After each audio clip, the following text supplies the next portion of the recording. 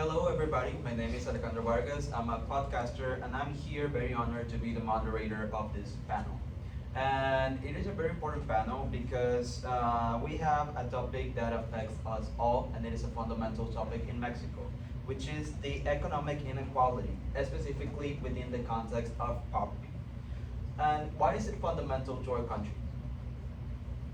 We, I can barely see your eyes. Ah, okay, remove. Why is it fundamental to our country? Well, the CONAVO states that over 36% of Mexico population lives in multidimensional poverty, which means that not only one indicator of poverty is in their lives, but more than one. And we, in this panel, will talk about how this is not an economical failure, but a systemic crisis that involves health, economical situations that we can handle, but also human rights and dignity. And that's why we have different perspectives and different profiles of panelists that will help us understand this complex problem and analyze the root causes of this problem. And to express these diverse profiles, I will introduce you to all of our panelists. Let's start with Juana Perez, which is a resident for a long time of the Independencia part of Monterrey. And she will give us a lot about the first-handed perspective of how inequality affects the daily life of the community. Then we have Raul Aramberri, which is an entrepreneur and CEO of a fintech company called Kfil. He will help us with the technological and the corporative perspective and angles of this panel. And last but not least, we have Pablo Luco, which is an administrative lawyer that will talk about how the regulatory framework of how we distribute resources affects this problem. So if you're ready, I would like to begin with the question for each of the panelists, that is, how does economic inequality affect the Mexican population and the country in general? And how do you see, and what do you see as the primary driver of this problem? I would like to begin with Juana. Oh, hi, thanks for having me here. I think it's very important to talk about these problems, and especially because you see them right away when you're going to a new place, you're going to a new city. You can totally notice from the different neighborhoods, even if you're in the same neighborhood, you can see the difference, even if it's just in the access with the public transportation, for example. I think is the main one we can totally depend or rely on, and that also leads to us if we want to travel, we want to go to our work, that it's going to increase more of the time of commuting. Also with infrastructure, it would be more the public health access. We have a high lack of accessibility in that. So yeah, it's just like our communities are very often ignored, or even they just put in a higher priority the ones that actually have a higher income. Thank you, Juana. And I think that it is very important to talk about how economical poverty it is not the only phase of poverty that we can see. It is a multi-dimensional problem that, as you say, it talks about health and public transport and all that matters. I think that we can continue with Raul. Okay, first of all, thank you for having me here. And well, I'd like to start by giving a little bit of historical context about this topic. Inequality has always existed and throughout human history. We started with systems like feudalism and slavery, where the majority of people were forced to work their whole lives, while the rich and powerful lived in commodities and luxury. And fortunately, today things are a lot better. A big part of that is thanks to capitalism, a system that actually allows social mobility. So we do still have a long way to go through. In Mexico, for example, we have that the 10% richest concentrated 71% of wealth, while the bottom 50% of the population only have 8%. So these numbers are ridiculous, they are horrible. So the truth is that companies do play a big part in this. and their actions, their decisions, the things they do, they affect the lives of workers, which is a big part of the population. So when these companies, they stay greedy and they try to maximize the profits and don't care about the lives of their workers, well, this will obviously lead to maintaining the status quo and not being able to solve this problem about inequality. Thank you, Raul. I think that it is very valuable, as you said in the first part of your statement, that even though we have a lot of work to do within this matter, we have a record of progress through history as the evolution of our system. Thank you. I think that we can continue with Hugo. Well, thanks for the invitation. I would like to talk about my personal experience working on both of the cases. I've seen a lot of inequality on Mexico, right? On the legal aspects, we can see, well, I can tell, it's driving a split system where the high-level professionals enjoy the legal protections while over the 50% the workers are trapped in the informal sector. Being informal means the majority lacks access to the minimum wage protections, social security, and labor justice. I've seen a lot of cases where people lose their jobs, so they don't know what to do. They go to where is they go with me, so I can help with that. And it's a gap because only the high level people that have the money to do this stuff, to legal stuff, they have tax protections in another country. They are secure. But the people that don't have access to all that tools, they are the ones that lose everything. And also when you try to sue a high level people, the majority of the times you lose because money is what moves in the country. Because that's pretty much how we can see all the society. Thank you. I think that perspective is very valuable because it reminds us that we still have a lot of work to do within the government and the regulations that our country needs. And with that, I think that we can continue. If you can help us with a few questions for each of the panelists, so we can answer them. Yes. I have a question for panelists too. What do you think would be like a solution to this problem? What do you think could be done? Well, the first solution is to, like what I said before, we need to stop greed. There are many people who still have this concept of the traditional capitalism, where they feel like companies only exist for the purpose of creating profit, which is not true at all. Today, companies not only have to try to create profit, they also have to create social benefit. They have to take care of their workers, they have to take care of their communities. So the first part is to change mentality and for companies to actually start working towards solving the problem. Yes. I have a question towards panelist one. Living in La Independencia, what do you think could be implemented as a social benefit that could help low-class people grow economically?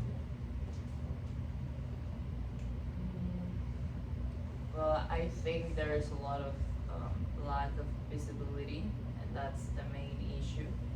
So yeah, we do not have the same opportunities as other neighborhoods because they usually tend to focus there and give more their resources, but also allowing the community to work like freely. Most of the times we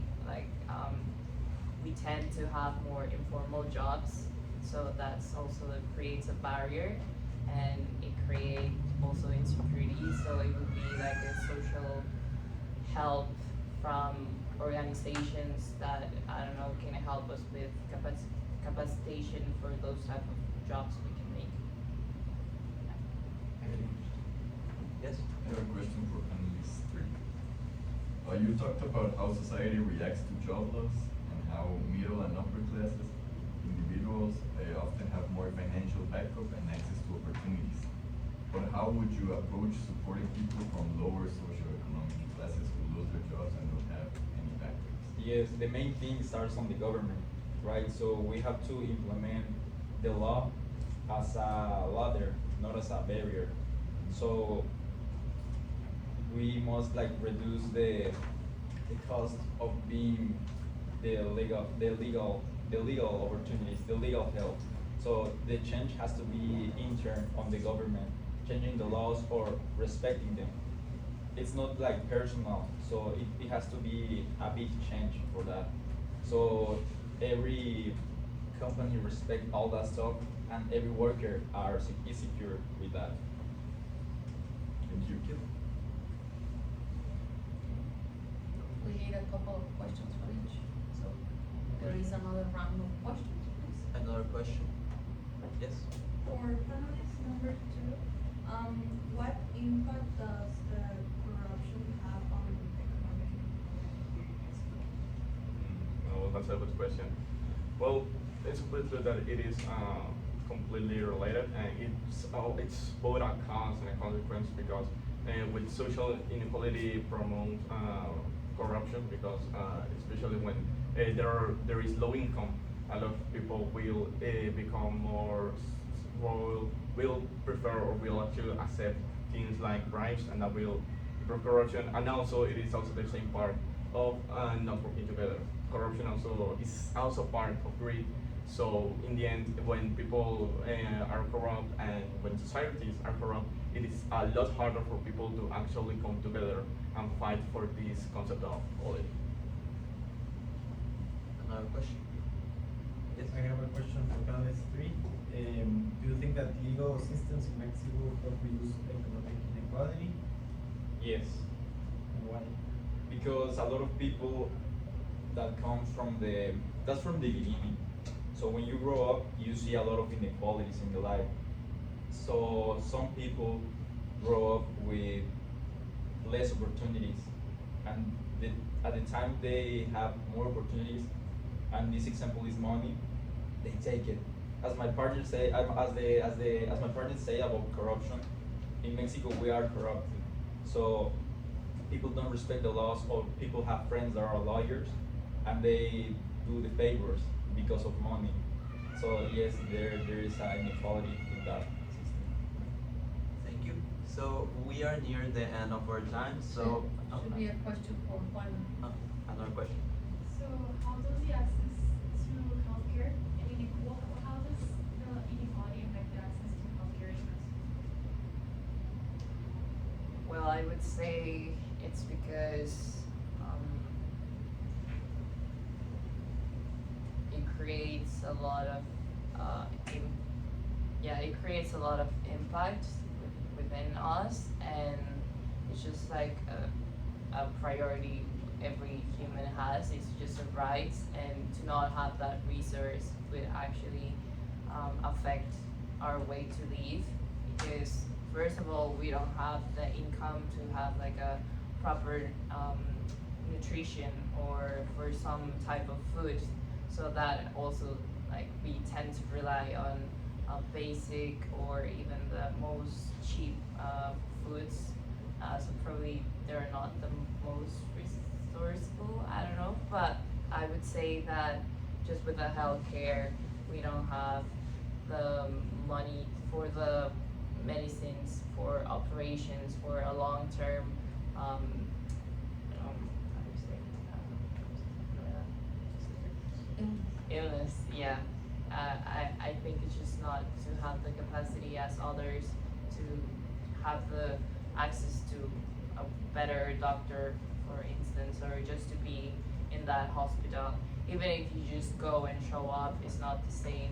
To be there for hours when you need it the most is like you need the emergency to be there, and we don't have that. We have to be there waiting for too many hours, just waiting. And even if it can be like an appointment, we can have them in a few months, not like right away when we need it. So yeah. Thank you for that really valuable response. And with that, we are near the end of our presentation, and we see that it was a very eye-opening panel. But we need to wrap these things up, and I would like to ask each of you your final thoughts about this panel and how we can tackle this economical inequality. Well, thanks for having us here, but I would like to close that it's just not about the number, but it would be more about the daily life we are facing and our basic needs like transportation, food, services, and we just need to care about the following generations and the opportunities they will get, and also how we're gonna change that and how we're becoming to just listen directly to the affected ones and not just focusing on the ones that have the most resource in the country. Thank you. Raul? So I'd like to finish this with the statement that change is hard, but it is possible. We all, and especially corporations, need to realize that we have the possibility to change things.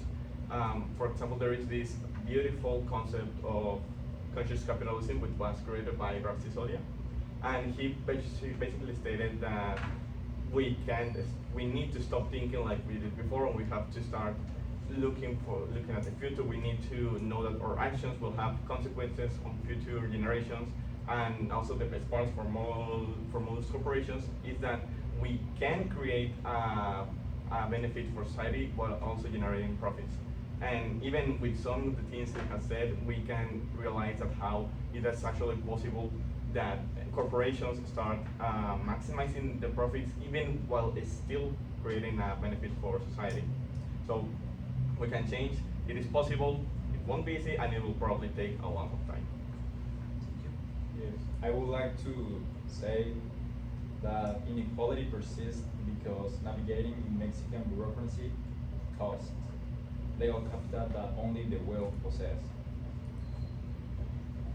The true equality will begin when the law stops being a shield for the monopolies and starts being a ladder to protect the smallest entrepreneurs with the same vigor as the most powerful people. So, as I said before, use law as a ladder, not as a barrier.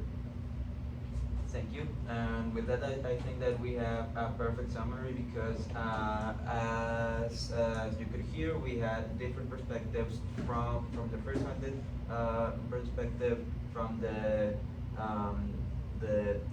technological and a startup perspective, and the regulatory perspective. And as we can see, we need us all to work in this matter because it is something that affects a great part of the country.